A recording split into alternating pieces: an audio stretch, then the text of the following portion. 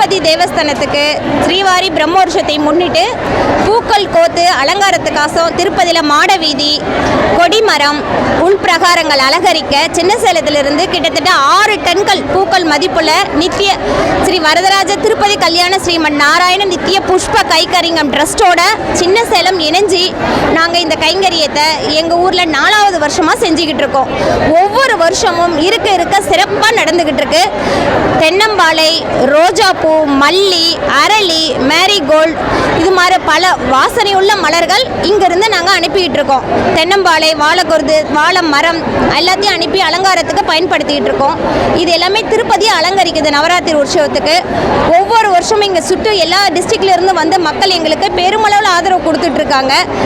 ஒவ்வொரு வருஷமும் இருக்க கும்பல் அதிகமாகிட்டு தான் இருக்குது. நாங்களே எதிர்பார்க்காத அளவுக்கு மக்கள் அமோக வரவேற்பு கொடுத்து இந்த பெருமாள் கைங்கரியத்தை ரொம்ப சிறப்பாக நடத்திட்டு இருக்கோம்.